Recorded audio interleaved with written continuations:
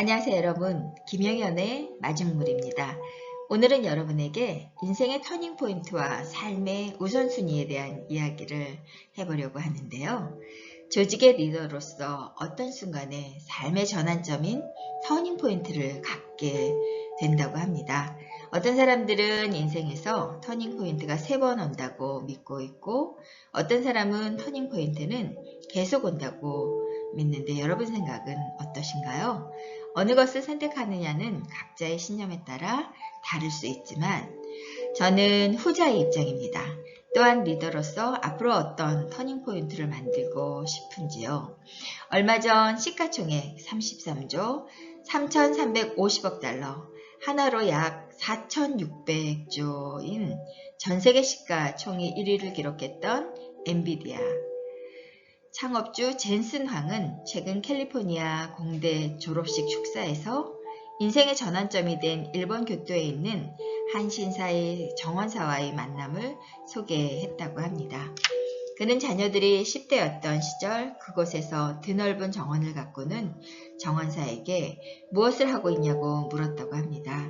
정원사는 죽은 이끼를 따고 있습니다 라고 대답했다고 하는데요.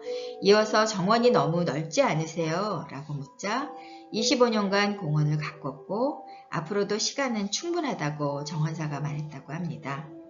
짧은 대화였지만 젠슨 황은 이 순간이 내 인생에서 가장 심오한 깨달음 중 하나였다고 하면서 정원사가 자신의 기술에 전념해서 평생을 바쳐 일을 한 것처럼 여러분도 그렇게 하면 시간은 충분하다고 말했다고 하는데요. 그는 실제로 시간은 충분하며 시간의 우선순위를 정함으로써 자신에게 가장 중요한 일, 즉 직원의 성장과 발전을 돕는 일에 집중할 수 있었고 이것이 엔비디아의 성공 비결이라고 말했다고 합니다. 이어서 그는 여러분이 평생을 바쳐 완성하고 싶은 기술을 찾기 바랍니다. 많은 일이 일어나고 해야 할 일이 많지만 삶의 우선순위를 정하면 시간은 충분할 거예요. 라고 졸업식 축사를 마쳤다고 합니다. 한국경제신문 일본인 정원사 이 한마디 엔비디아의 젠슨 황 인생을 바꿨다 라는 기사에서 젠슨 황이 주는 메시지의 인사이트는 무엇일까요? 리더 각자의 목이라는 건데요. 엔비디아의 회사명은 라틴어 인비디아에서 따온 것으로 이는 그리스 신화에 나오는 질투의 여신이고 젠슨 황 등 창업자 3명은 1993년 창업을 하면서 모든 사람이 질투할 만한 멋진 회사를 만들자는 포부를 담아 지었다고 합니다.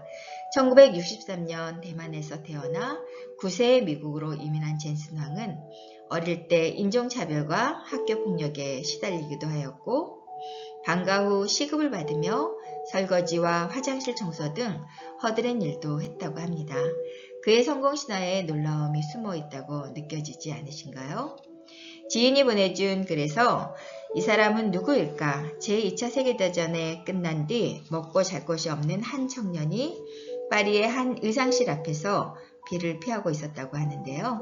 그는 이탈리아의 유복한 사업가의 아들로 태어났지만 1차 세계대전으로 부친의 사업이 망해 가족이 모두 프랑스로 이주하였고 생활이 어려워 적집자사에서 아르바이트로 근근히 생활을 이어갔다고 합니다. 끼니를 입기 어려운 형편이라 옷을 사입을 수가 없어서 그는 스스로 짜투리천을 구해 옷을 만들어 입었다고 하는데요. 어느 날 비를 피해 의상실 앞에 서 있었는데 마침 의상실에서 나오던 한 부인이 그를 유심히 바라보더니 어머 그 옷 참 멋있는데요. 어디서 맞춰왔나요? 라고 물었고 그는 이 옷은 맞춘 것이 아니고 제가 만든 것입니다. 라고 답했다고 합니다. 그래요. 정말 멋지네요. 당신에게는 옷을 만드는 특별한 재주가 있나 봅니다. 이 부인의 긍정적인 말이 인생의 전환점이 되어 그는 1950년 빚을 얻어 의상실을 차리게 되었고 솜씨가 뛰어나다는 소문이 퍼지고 영화 미녀와 마수의 의상 담당을 제의받아 성공적으로 해냈다고 합니다. 그는 바로 피에르 가르댕입니다. 이 이야기 역시 삶의 터닝포인트를 느끼게 해주고 있는 이야기죠. 여러분, 삶의 인생의 전환점은 무엇이며 삶의 우선순위는 무엇일까요? 젠슨 황의 이야기처럼 삶의 우선순위를 명확히 정하면 시간은 충분하다는 겁니다. 삶의 우선순위를 정하는데 어떤 기준과 원칙을 가지고 있는가? 이에 누구에게나 통하는 만병통치와 같은 정답이 있을까요? 젠슨 황이 캘리포니아 공대 졸업식 축사에서 이야기한 평생을 바쳐 완성하고 싶은 기술처럼 여러분만 북극성 같은 목적 가치를 무엇인가를 찾아 정하면 될 것이라고 생각이 듭니다.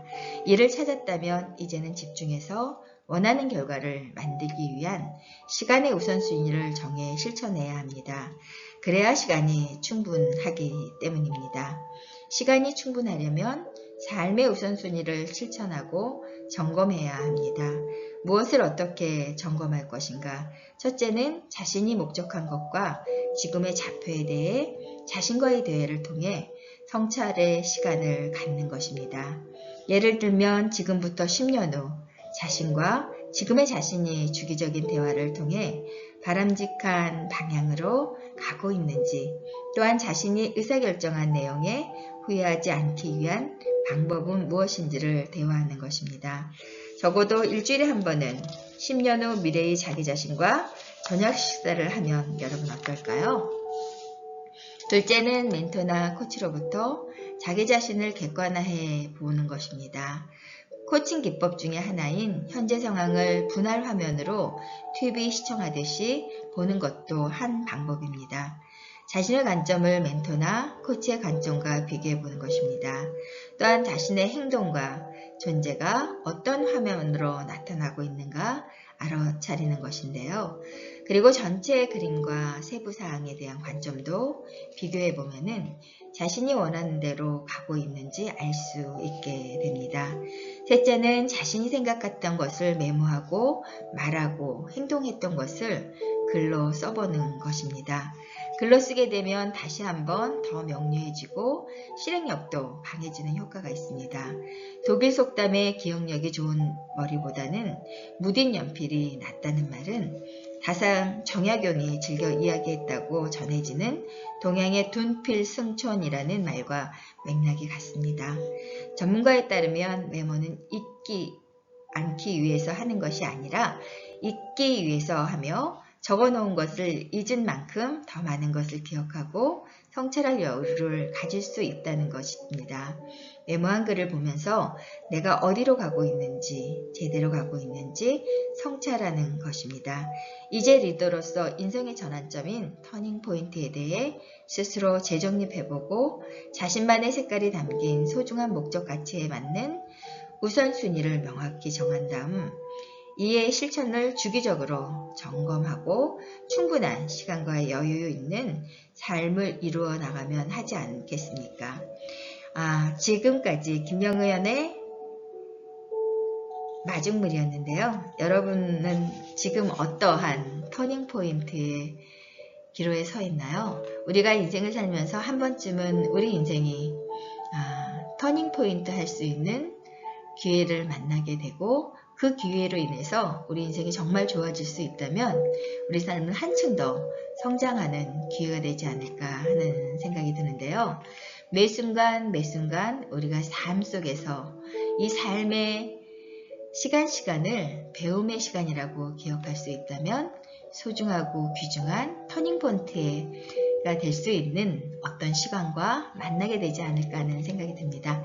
오늘은 김영현의 마중물이었습니다. 안녕히 계세요. 최선희 박사였습니다.